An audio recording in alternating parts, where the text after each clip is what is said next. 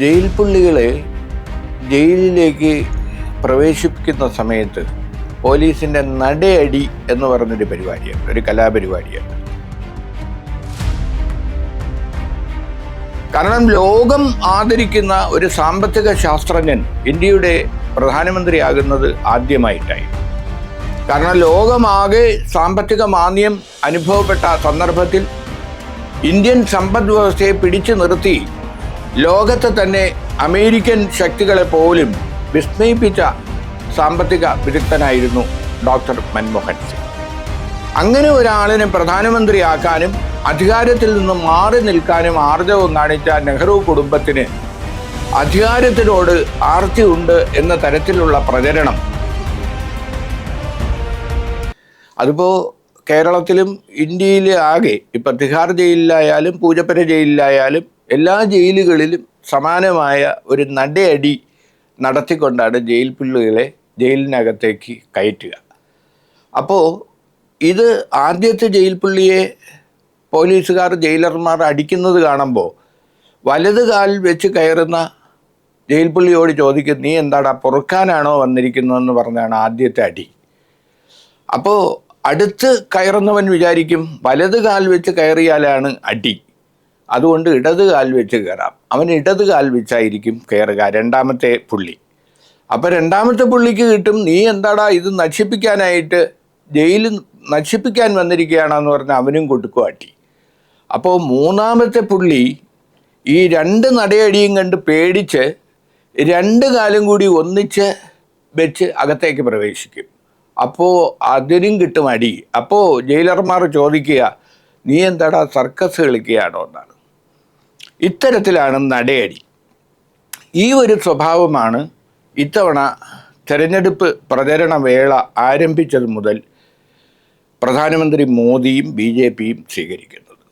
കാരണം രാഹുൽ ഗാന്ധി, കോൺഗ്രസ്, ഇന്ത്യ മുന്നണി, പ്രതിപക്ഷ പാർട്ടികൾ എന്ത് നിലപാടെടുത്താലും എന്ത് പറഞ്ഞാലും ഇത്തരത്തിലുള്ള ഒരു സമീപനമാണ് മോദിയും കൂട്ടരും ഇന്ത്യ മുന്നണിയോട് സ്വീകരിക്കുന്നത്. അതിനുദാഹരണമാണ് കഴിഞ്ഞ തവണ വയനാട്ടിൽ രാഹുൽ ഗാന്ധി മത്സരിച്ചപ്പോൾ മുസ്ലിം ലീഗിൻ്റെ കൊടി വ്യാപകമായി കണ്ടത് പാകിസ്ഥാൻ്റെ കൊടിയാണ് എന്ന് പറഞ്ഞ് പ്രചരിപ്പിച്ചു. കാരണം പാകിസ്ഥാൻ്റെ കൊടി പിടിച്ചുകൊണ്ടാണ് വയനാട്ടിൽ രാഹുൽ ഗാന്ധി മത്സരിക്കുന്നത് എന്നായിരുന്നു പ്രചരണം. അത് സോഷ്യൽ മീഡിയയിൽ വൈറലാവുകയും അത് പ്രതിപക്ഷത്തിനെതിരെ വലിയ ആയുധമാക്കുകയും ചെയ്തു. അതുകൊണ്ടാവണം കോൺഗ്രസും ലീഗും ഇത്തവണ രാഹുൽ ഗാന്ധി വയനാട്ടിൽ നാമനിർദ്ദേശ പത്രിക കൊടുക്കാൻ വന്നപ്പോൾ തന്നെ രണ്ട് കൂട്ടരുടെയും, കോൺഗ്രസിൻ്റെയും ലീഗിൻ്റെയും കൊടികൾ ഉപേക്ഷിക്കുകയും പകരം പ്ലക്കാർഡുകളും ബലൂണുകളും, കോൺഗ്രസിൻ്റെ പതാക പതിച്ചിട്ടുള്ള ബലൂണുകളുമാണ് പ്രദർശിപ്പിച്ചത്. അപ്പോൾ വന്ന ആക്ഷേപം പിണറായി വിജയൻ അടക്കം ഇന്ത്യ മുന്നണിയുടെ ഭാഗമായ CPMൻ്റെ മുതിർന്ന പോളിറ്റ് ബ്യൂറോ അംഗമായ പിണറായി വിജയൻ അടക്കം പറഞ്ഞത് സ്വന്തം പതാക പോലും ഉയർത്തിപ്പിടിക്കാൻ ധൈര്യമില്ലാത്ത നിലയിൽ രാഹുൽ ഗാന്ധി ഭയപ്പെടുന്നു, BJPയെ ഭയപ്പെടുന്നു, ഇടതുപക്ഷത്തെ ഭയപ്പെടുന്നു എന്നാണ്. അങ്ങനെ പതാക പോലും ഉയർത്തിപ്പിടിക്കാൻ കഴിയാത്ത ദുർബലരാണ് കോൺഗ്രസ് പാർട്ടി എന്നായിരുന്നു ആരോപണം. ഇപ്പോൾ മോദി ആദ്യഘട്ടത്തിൽ മോദിയും അമിത്ഷായും എല്ലാം ഉന്നയിച്ച ആരോപണം വയനാട്ടിലേക്ക് അഭയം പ്രാപിച്ചതാണ് രാഹുൽ ഗാന്ധി എന്നായിരുന്നു. കാരണം UPയെ പേടിച്ച്, വടക്കേ ഇന്ത്യയെ പേടിച്ച് കേരളത്തിലേക്ക് അഭയം തേടിയതാണ്, അഭയാർത്ഥിയാണ് എന്നാണ്.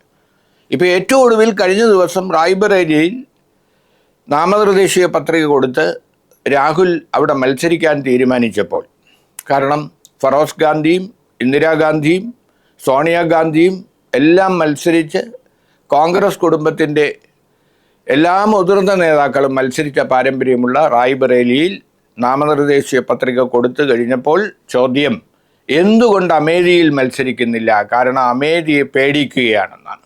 കാരണം കഴിഞ്ഞ തെരഞ്ഞെടുപ്പിൽ ഒരു അട്ടിമറി പോലെ സ്മൃതി ഇറാനി അമേഠിയിൽ നിന്ന് ജയിച്ചു. രാഹുൽ ഗാന്ധി വയനാട്ടിൽ കൂടി മത്സരിച്ചിരുന്നില്ലെങ്കിൽ അദ്ദേഹത്തിന് പാർലമെൻറ്റിൽ പോകാൻ കഴിയുമായിരുന്നില്ല. അപ്പോൾ വീണ്ടും അമേഠിയിൽ ഒരു പരീക്ഷണം കൂടി രാഹുൽ ഗാന്ധി നടത്തണം എന്നായിരുന്നു BJPയുടെ ആവശ്യം. BJPയുടെ ആഗ്രഹത്തിന് വഴങ്ങാത്തതാണ് ഇപ്പോഴത്തെ പ്രശ്നം. ഇപ്പോൾ മോദി പറയുന്നത് കോൺഗ്രസിലെ രാജകുമാരൻ പ്രധാനമന്ത്രിയാകുമെന്ന് പ്രചരിപ്പിക്കുന്നത് പാകിസ്ഥാനിലെ മുൻ മന്ത്രിയാണ്, പാകിസ്ഥാനികളുടെ നോമിനിയാണ്, മുസ്ലിങ്ങളുടെ നോമിനിയാണ് രാഹുൽ ഗാന്ധി എന്ന മട്ടിലാണ് ഇപ്പോഴത്തെ ആരോപണങ്ങൾ.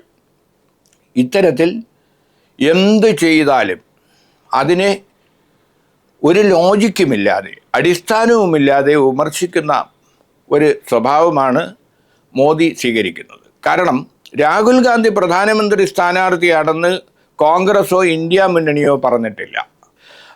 ഇന്ത്യ മുന്നണിയോ കോൺഗ്രസോ തങ്ങളുടെ പ്രധാനമന്ത്രി സ്ഥാനാർത്ഥി രാഹുൽ ഗാന്ധി എന്ന് എവിടെയും പറഞ്ഞിട്ടില്ല.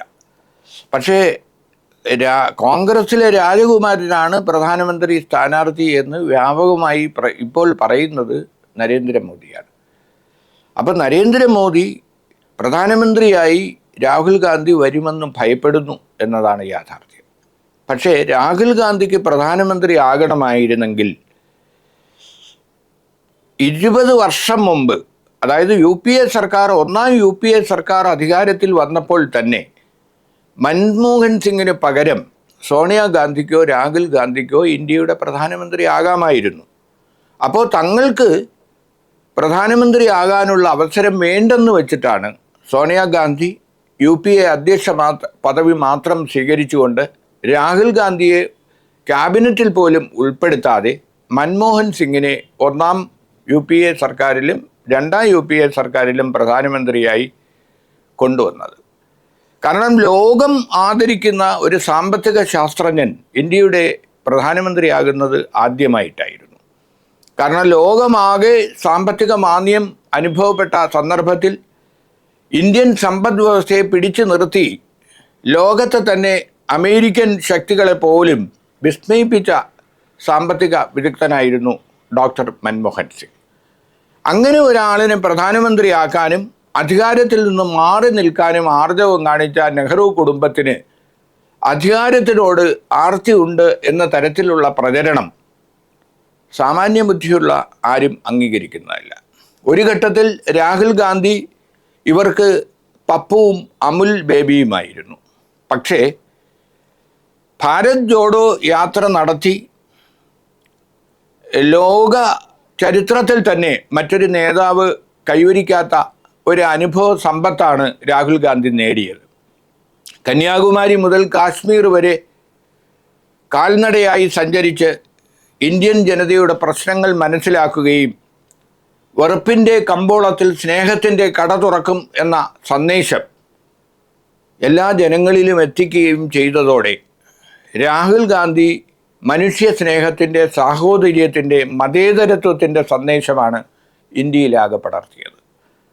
ഇതിനെ നേരിടാൻ രണ്ടാം ജോഡോ യാത്ര ആരംഭിച്ചപ്പോൾ ഭാരത് ജോഡോയുടെ രണ്ടാം ഘട്ട യാത്രാ സമയത്ത് മണിപ്പൂരിൽ നിന്ന്, കാരണം കത്തിക്കൊണ്ടിരിക്കുന്ന കലാപബാധിതമായ മണിപ്പൂരിൽ നിന്ന് രണ്ടാമത്തെ യാത്ര ആരംഭിച്ചത് മുതൽ കേസെടുക്കുകയും തടസ്സവാദങ്ങൾ ഉന്നയിക്കുകയും രാമക്ഷേത്ര പ്രതിഷ്ഠാ ദിനത്തിൽ മറ്റൊരു ക്ഷേത്രത്തിൽ പ്രവേശിക്കാനുള്ള അവസരം പോലും രാഹുൽ ഗാന്ധിക്ക് നിഷേധിക്കുകയും ചെയ്തുകൊണ്ട് ആണ് രാമക്ഷേത്ര പ്രതിഷ്ഠ നടത്തിയത്. അപ്പോൾ ഇത്തവണ കാണുന്ന ഒരു വളരെ വ്യത്യസ്തമായ കാര്യം, പാർലമെൻറ്റിൻ്റെ പുതിയ മന്ദിരം ഉദ്ഘാടനം ചെയ്തപ്പോൾ രാജാധികാരത്തിൻ്റെ ചിഹ്നമായ അധികാര ദണ്ഡ് ആചാരത്തോടെ പാർലമെൻറ്റിനകത്ത് സ്ഥാപിച്ച് വാർത്ത സൃഷ്ടിക്കാൻ മോഡി ശ്രമിച്ചു. പൂജാരിമാരെ കൊണ്ടുവന്ന് പാർലമെൻറ്റ് മന്ദിരത്തിൽ പൂജാതി കർമ്മങ്ങൾ നടത്തി. അതേസമയം രാഷ്ട്രപതിയെ പോലും ആ ചടങ്ങിന് എത്തിച്ചില്ല. അതുപോലെ തന്നെ അതിനുശേഷം രാമക്ഷേത്ര പ്രതിഷ്ഠ നടത്തിയപ്പോഴും പൂജാരിയുടെ റോൾ പ്രധാനമന്ത്രി തന്നെയാണ് ഏറ്റെടുത്തത്. ഈ പറഞ്ഞ കാര്യങ്ങളെല്ലാം തെരഞ്ഞെടുപ്പിന് മുമ്പുള്ള മുന്നൊരുക്കങ്ങളായിരുന്നു. ഈ മുന്നൊരുക്കങ്ങളിൽ ഒന്നും തന്നെ ഇന്ത്യ മുന്നണിയോ മറ്റ് പ്രാദേശിക പാർട്ടികളോ അവർ ഉദ്ദേശിക്കുന്ന തരത്തിൽ ഒരു വർഗീയ ധ്രുവീകരണത്തിലേക്ക് വരുന്നില്ല എന്ന് കണ്ടപ്പോഴാണ് കേജ്രിവാളിനെ ജയിലിലടച്ചുകൊണ്ട് മറ്റൊരു നടപടി സ്വീകരിച്ചത്. കാരണം അഴിമതിക്കെതിരെ ഇന്ത്യയിൽ ഉയർന്നു വന്ന വലിയൊരു പ്രതീകമാണ് ഡൽഹി മുഖ്യമന്ത്രി കേജ്രിവാൾ. മദ്യനയത്തിൻ്റെ പേരിൽ അഴിമതി ആരോപിച്ചുകൊണ്ട് തിരഞ്ഞെടുപ്പ് പ്രഖ്യാപിച്ച ശേഷം കേജ്രിവാളിനെ ജയിലിലടച്ച് മറ്റൊരു വിവാദം സൃഷ്ടിക്കുകയായിരുന്നു മോദി. എന്തായിരുന്നു ആ വിവാദത്തിന് പിന്നിൽ? കാരണം അഴിമതിക്കെതിരെ, കൽക്കരി ഇടപാടിനും 2G സ്പെക്ട്രത്തിനും എതിരെ പ്രചരണം നടത്തിക്കൊണ്ട് അധികാരത്തിൽ വന്ന 10 കൊല്ലം മുമ്പ് അധികാരത്തിൽ വന്ന ഒന്നാം മോദി സർക്കാർ രണ്ടാമത് വീണ്ടും ഭരണത്തിലെത്തിയപ്പോൾ പല അഴിമതി ആരോപണങ്ങളും നേരിട്ടെങ്കിലും അതിനെയെല്ലാം അവർക്ക് പ്രചരണങ്ങൾ കൊണ്ട് അതിജീവിക്കാൻ കഴിഞ്ഞു. പക്ഷേ ഇലക്ടറൽ ബോണ്ട് എന്ന് പറയുന്നത് കഴിഞ്ഞ തെരഞ്ഞെടുപ്പുകളിൽ കള്ളപ്പണക്കാരായ ആളുകളിൽ നിന്ന് രാഷ്ട്രീയ പാർട്ടികൾ സ്വീകരിച്ച കോടിക്കണക്കിന് രൂപ രഹസ്യ സ്വഭാവത്തോടെ സൂക്ഷിക്കുക എന്ന സംവിധാനമായിരുന്നു. ഈ ഇലക്ടറൽ ബോണ്ടിലൂടെ ഏറ്റവും കൂടുതൽ സമ്പത്ത് സ്വരൂപിച്ചത് BJP ആണ്. ഇത് പുറത്തുവിടണം എന്ന് സുപ്രീം കോടതി ഉത്തരവിടുകയും സുപ്രീം കോടതി ഉത്തരവിനെ തുടർന്ന് State Bank of India election കമ്മീഷന് ഇലക്ടറൽ ബോണ്ടിൻ്റെ രഹസ്യങ്ങൾ കൈമാറുകയും ചെയ്തു. അപ്പോൾ പുറത്തു വന്നത് ഞെട്ടിക്കുന്ന വിവരങ്ങളാണ്. അപ്പോൾ കള്ളപ്പണക്കാരനായ സാന്റിയാഗോ മാർട്ടിനെതിരെ ED കേസെടുത്തു.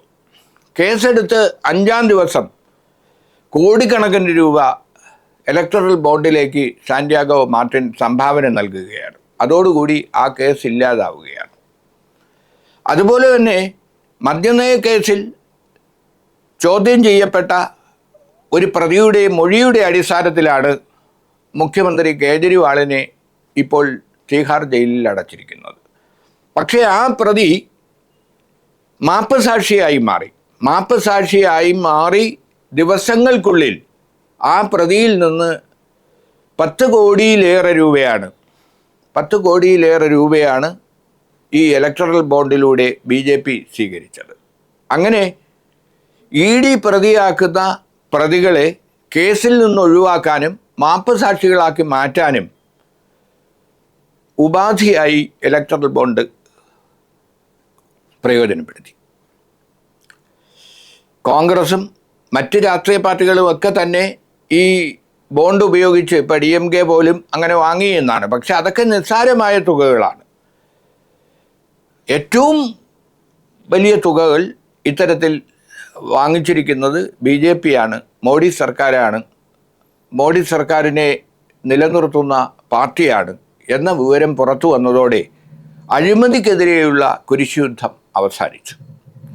ഇപ്പോൾ കേജ്രിവാളിനെ പുറത്തുവിടാതിരിക്കാൻ കാരണങ്ങൾ കാണിക്കണം എന്ന് സുപ്രീം കോടതി അന്ത്യശാസനം നൽകിയിരിക്കുകയാണ്. സുപ്രീം കോടതി പറഞ്ഞിരിക്കുന്നത് ED അഴിമതിക്ക് തെളിവുകൾ ഹാജരാക്കിയില്ലെങ്കിൽ കേജ്രിവാളിന് ജാമ്യം നൽകുമെന്നാണ്. അപ്പോൾ പ്രോസിക്യൂഷന് വേണ്ടി അറ്റോർണി ജനറൽ പറഞ്ഞ മറുപടി അങ്ങനെ പുറത്തുവിട്ടാൽ അത് മറ്റൊരു കീഴ്വഴക്കമാകും എന്ന് മാത്രമാണ്. പക്ഷേ എന്തു വന്നാലും കേജ്രിവാളിനെ തെരഞ്ഞെടുപ്പിന് മുമ്പ് ജാമ്യത്തിൽ വിടുന്ന കാര്യം ആലോചിക്കേണ്ടി വരും എന്ന മുന്നറിയിപ്പാണ് സുപ്രീം കോടതി നൽകിയിരിക്കുന്നത്.